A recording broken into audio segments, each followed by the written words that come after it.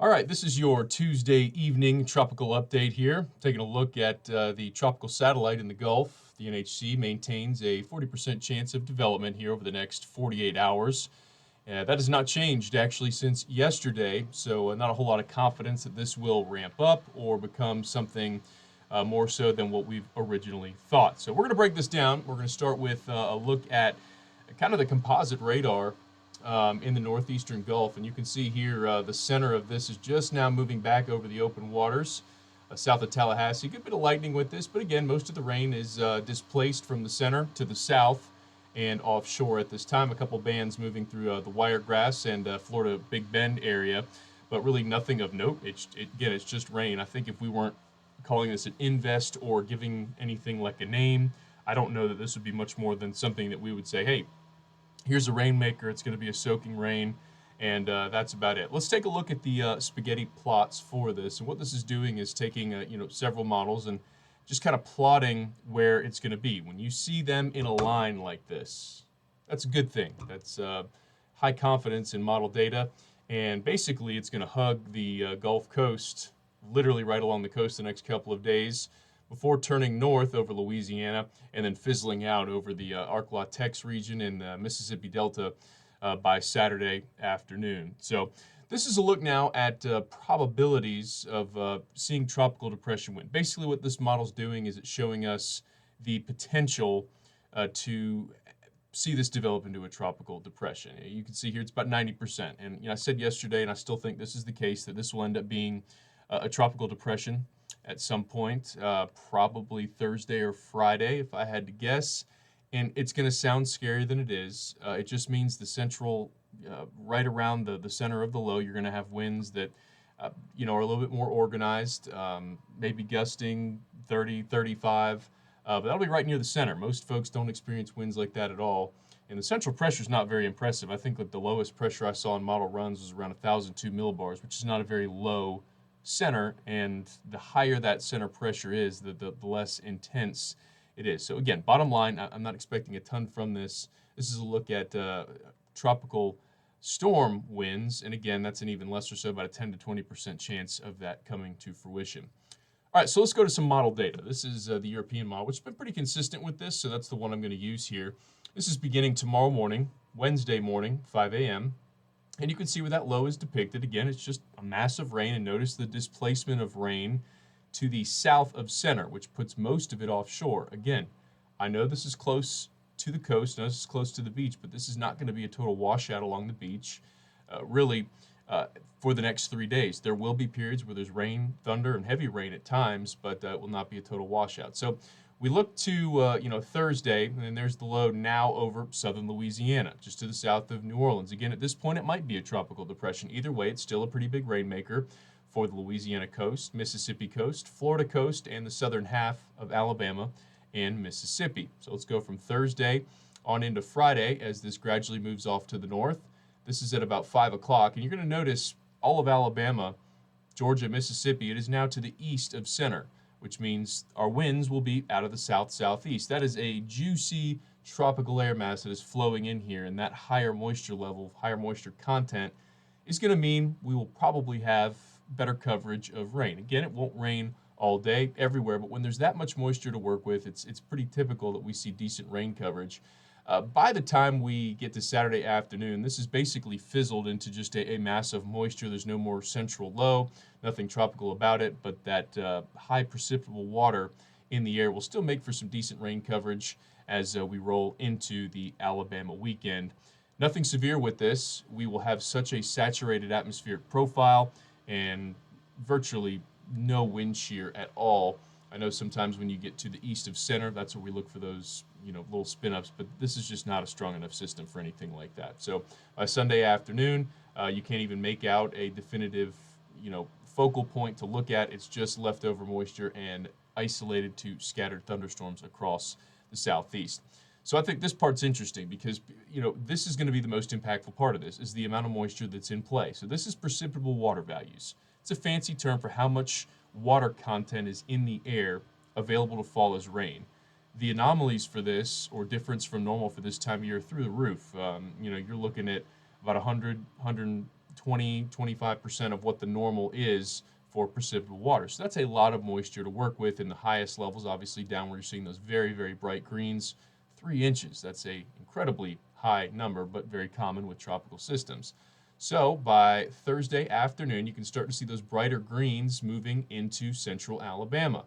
And this is why I think our best rain coverage will be on Friday. Notice just the absolute flow of tropical air being advected up into Alabama, into Mississippi. And that's a lot of moisture to work with. Once we get things firing off in terms of thunderstorms, we should see decent coverage. And with this, when you have a really high moisture content in the atmosphere, you tend to get these tropical downpours, pretty heavy rain. Again, our atmospheric profile, our sounding is going to have, us close to saturation all the way up to about 15,000 feet or so into the atmosphere. So a lot of water in the air. By Saturday, you start to lose a little bit of that. You're still seeing those bright greens over Louisiana, the Mississippi Delta, and hit and miss. We're still looking at high precipitable water values over central Alabama. But then by Sunday, it begins to fade, and there's still a lot of moisture on. Don't get me wrong, but we start to see those numbers become less impressive, and thus our rain chances will go down. So speaking of rain chances, look at our rain coverage. This is NDFD data, and this is basically looking at the probability of seeing rain over a given area. So Thursday, the focus, again, the Florida Big Bend, southwest, southeast Alabama, southern Mississippi, down to the coast. That would be Gulfport, Biloxi, Orange Beach, Gulf Shores, Pensacola, all the way down the Big Bend area.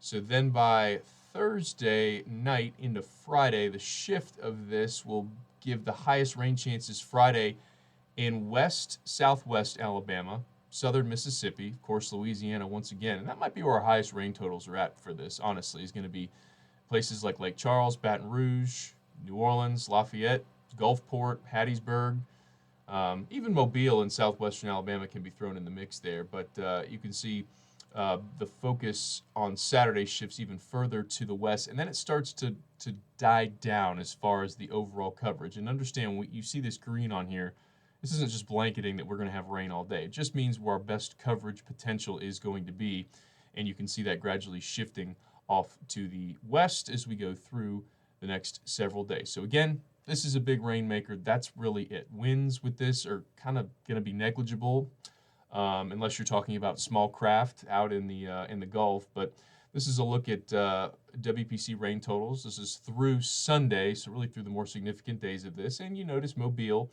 Baldwin, and Escambia and Mobile counties all in that range of 2 to 3 inches. Even a highlighted area of 4 down there right along the coast near Dauphin Island.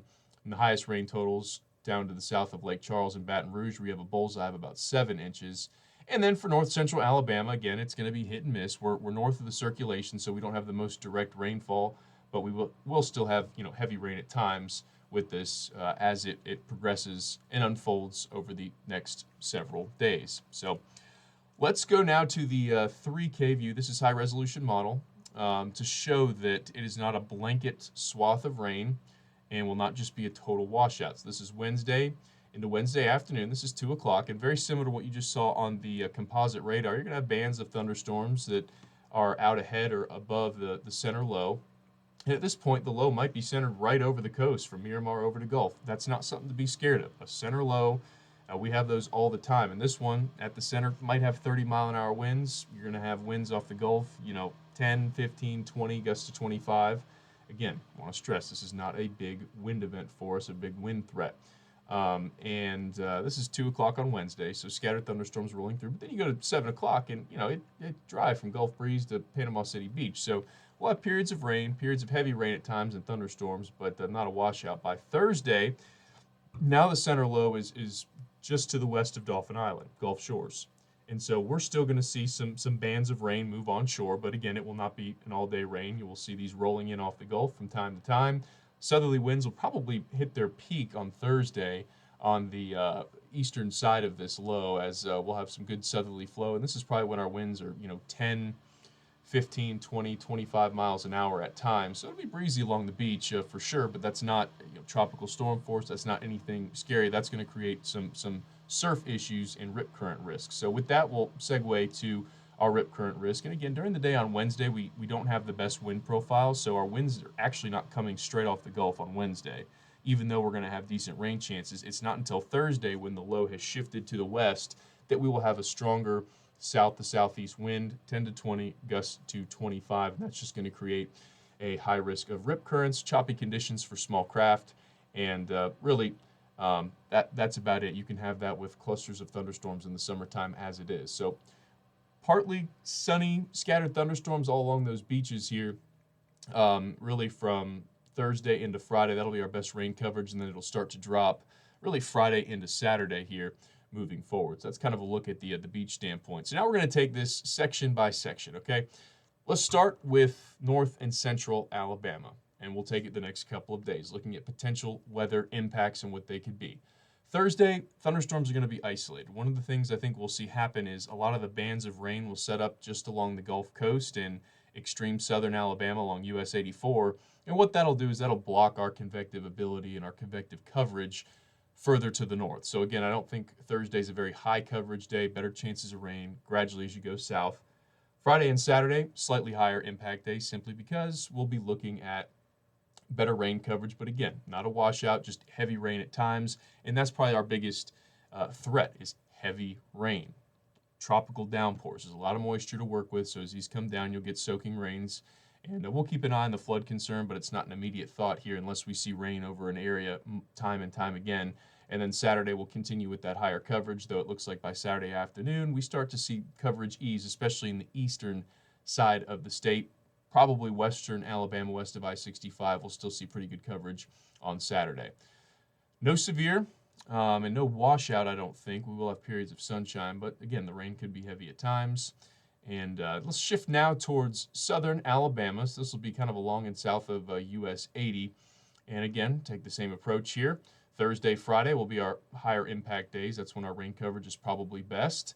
It'll be highest on Thursday, gradually dropping by Friday and Saturday. Again, no severe expected with this. Heavy rain, though, at times. Thunderstorms become isolated by Saturday. And for the Gulf Coast, again, our highest impact is probably going to be on Thursday, because Thursday, again, the center low is going to be shifted just off to the west of these coastal locations. That'll mean freely southerly winds coming in here, and that's probably the biggest thing, is you're going to have wind gusts 10 to 20, gusts 25, rough surf, high rip current risk, but nothing that is going to remotely resemble a tropical storm, a hurricane. This is a big rainmaker, and sure, we could see this upgraded and get a name, but a name doesn't make it any more impactful. It just gives it a name.